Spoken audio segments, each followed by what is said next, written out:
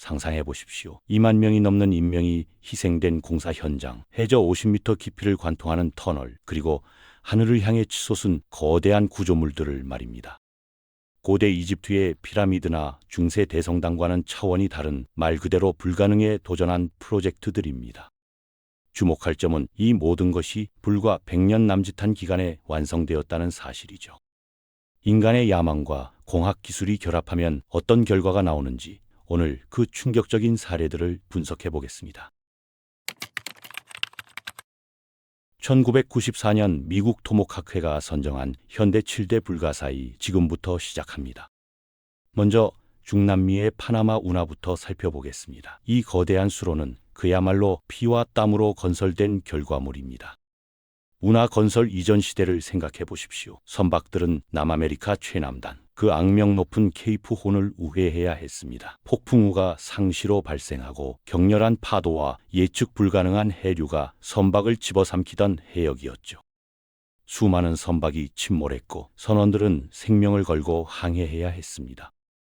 이러한 배경에서 여러 국가들이 파나마를 관통하는 인공수로 건설을 추진하게 된 겁니다. 1880년대 후반 프랑스가 최초로 착수했으나 결과는 참담했습니다. 열대기후의 질병, 특히 말라리아와 황열병이 노동자들을 쓰러뜨렸거든요. 당시에는 모기가 질병 매개체라는 사실조차 파악하지 못했으니 대응이 불가능했습니다. 지속적인 사고와 질병으로 2만 명 이상이 사망했고 결국 프랑스는 프로젝트를 포기했습니다. 이 시점에 미국의 루즈벨트 대통령이 개입합니다. 그는 이 프로젝트를 인수했는데 과정이 순탄하지 않았습니다. 당시 파나마를 지배하던 콜롬비아는 강력히 반발했고 일각에서는 이를 사실상의 무력 행위로 간주했죠. 하지만 미국은 강행했습니다. 오늘날 가치로 환산하면 90억 달러를 초과하는 막대한 자금을 투입하면서 말입니다. 이는 미국 역사상 최대 규모의 토목 공사였습니다. 공사 진행 과정에서 미국은 프랑스의 실패 사례를 철저히 분석했습니다. 위생관리 체계를 구축했고 모기 박멸에 집중했죠. 늪지대를 매립하고 고인물을 제거하면서 질병 확산을 차단했습니다.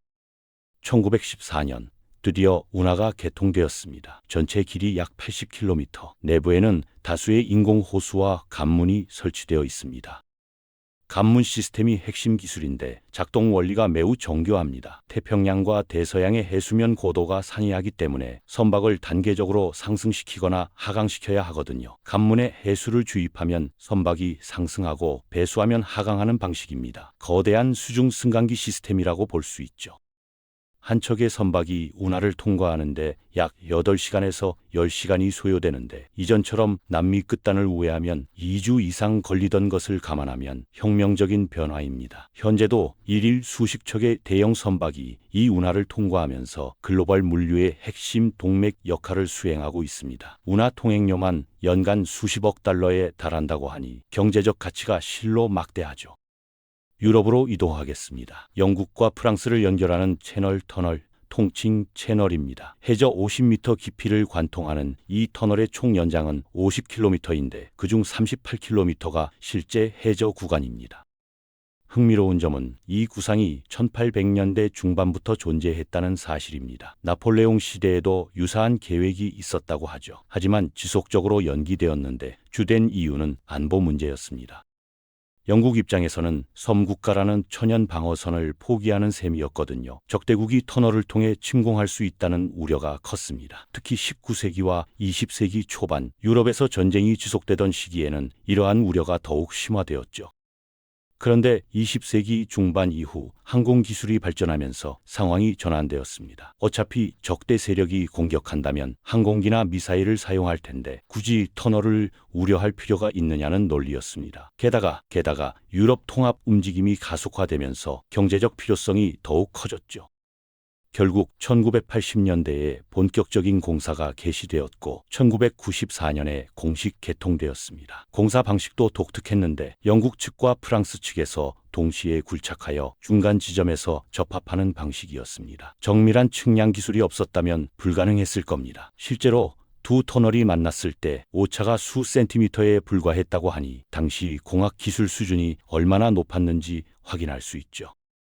현재는 고속철도 유로스타가 이 터널을 통과하면서 런던과 파리를 2시간 만에 연결하고 있습니다. 해저를 시속 110km로 주행하는 경험, 공학적으로 매우 흥미로운 체험이죠.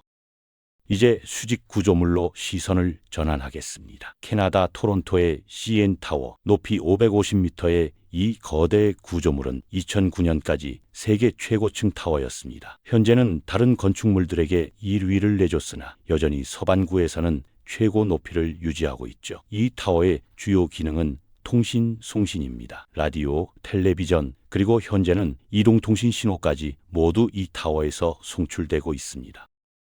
건설 당시인 1970년대에는 실로 혁신적인 프로젝트였습니다. 콘크리트를 연속적으로 상부로 주입하는 슬립폼 공법을 적용했는데 이 방식으로 40개월 만에 완공했죠. 타워 상부에는 전망대가 설치되어 있는데 기상 조건이 양호하면 나이아가라 폭포까지 조망이 가능합니다. 직선 거리로 약 120km 떨어진 지점이죠.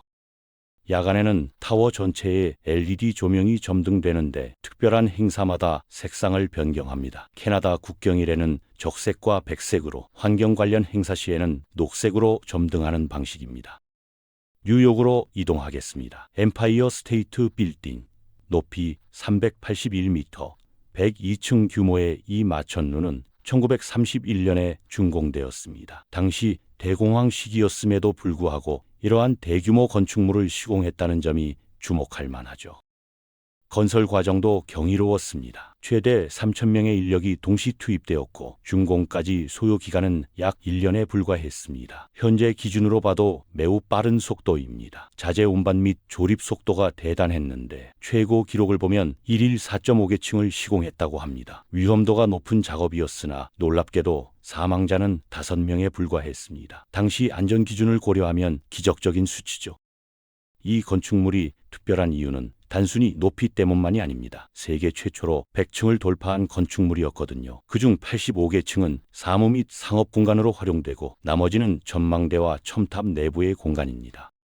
전망대는 뉴욕 관광의 필수 코스로 자리 잡았습니다. 연간 약 400만 명이 방문하는데 86층과 102층 두 곳의 전망대가 운영되고 있습니다. 86층은 야외 전망대로 대기를 직접 체감할 수 있고 102층은 실내 전망대로 더 높은 고도에서 뉴욕을 조망할 수 있죠.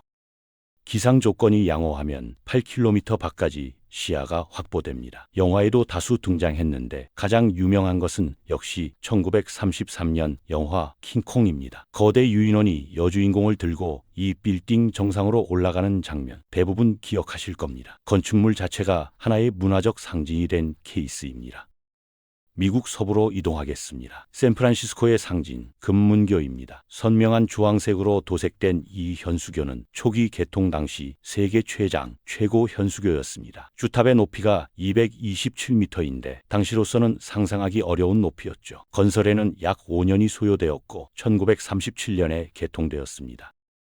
공사 과정에서 획기적인 안전장치가 도입되었는데 교량 하부에 대형 그물을 설치한 겁니다. 덕분에 추락한 노동자 19명의 생명을 구했다고 합니다. 당시로서는 매우 혁신적인 안전 조치였죠. 현재도 지속적으로 보수 작업이 진행되는데 주된 이유는 부식 때문입니다. 염분이 높은 해풍이 계속 유입되니 철골 구조가 손상되기 쉽거든요. 그래서 상시적으로 일부 구간을 재도색하고 있습니다.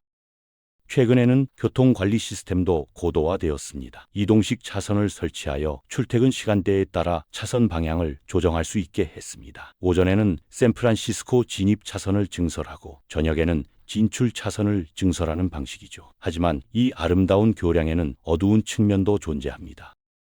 자살 명소로 악명이 높아서 개통 이후 현재까지 1,500명 이상이 이곳에서 투신했습니다. 이 문제를 해결하기 위해 현재 안전망을 설치하는 중인데 공사 기간만 4년이 소요되고 비용은 2억 달러를 초과합니다. 교량 양측에 스테인리스 스틸 그물을 설치하는 방식인데 2024년 완공되었습니다. 남미로 이동하겠습니다. 브라질과 파라과이 국경의 이타이푸 댐. 이 수력발전소는 말 그대로 거대한 시설입니다.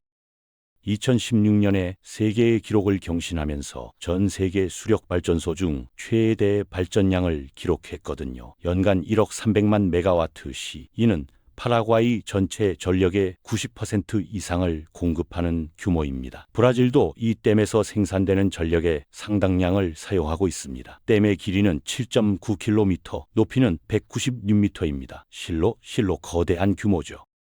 댐 건설로 조성된 인공 저수지의 면적은 1350제곱킬로미터인데 서울시 면적의 2배를 초과합니다. 발전기만 20기가 설치되어 있고 각각의 중량이 3000톤을 상회합니다. 댐 운영 인력이 3000명을 초과하는데 이들을 위한 주거단지도 별도로 조성되어 있습니다. 1984년부터 운영을 개시했으나 2007년에 대규모 증설 공사를 거쳐 발전 용량을 더욱 확대했습니다. 하지만 이러한 대형 프로젝트에는 항상 희생이 수반되죠. 댐 건설로 하나만 가구 이상이 강제 이주해야 했습니다. 수세기 동안 거주하던 고향을 떠나야 했던 겁니다. 환경 피해도 심각했는데 과란이 산림의 상당 부분이 수몰되었고 다수의 동식물이 서식지를 상실했습니다. 특히 과이라 폭포라는 대형 폭포가 댐 건설로 완전히 소실되었는데 나이아가라 폭포보다 더 큰 규모였다고 합니다. 개발과 보존 사이의 딜레마를 보여주는 대표적인 사례입니다. 마지막으로 네덜란드로 이동하겠습니다. 이 국가는 매우 독특한 지형적 특성을 가지고 있습니다. 국토의 26%가 해수면보다 낮은 지대에 위치하거든요. 최저 지점은 해수면보다 7m나 낮습니다. 따라서 홍수가 얼마나 심각한 위협이었는지 짐작할 수 있죠.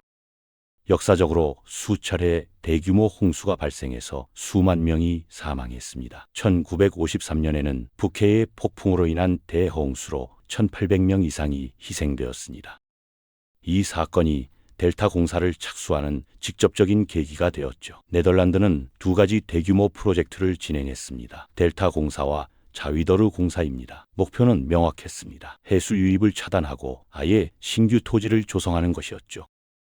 폴더라고 명명하는 간척지를 조성하는 방식인데 과정이 복잡합니다. 먼저 특정 지역을 제방으로 폐쇄하고 내부의 해수를 펌프로 배수하는 겁니다. 해수를 완전히 제거하면 그곳이 신규 토지가 되는 원리입니다. 단순해 보이지만 실제로는 고도의 기술과 노력이 요구되었습니다. 자위더르 공사는 1920년대에 착수하여 1960년대까지 지속되었고 델타 공사는 1950년대에 시작하여 1990년대에 완료되었습니다. 거의 70년 가까이 소요된 프로젝트들이죠.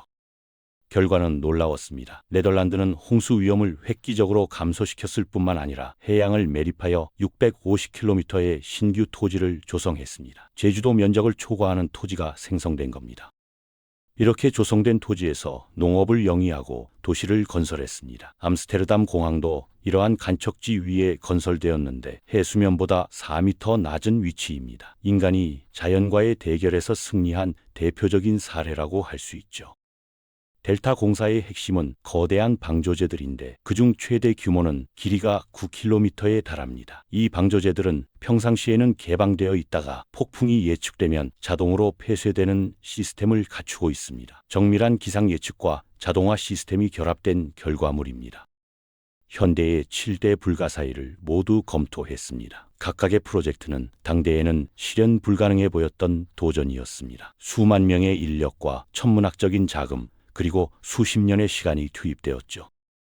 파나마 운하는 대륙을 연결했고 채널 터널은 해저를 관통했습니다. CN타워와 엠파이어 스테이트 빌딩은 수직으로 치솟았고 금문교는 불가능한 협곡을 연결했습니다.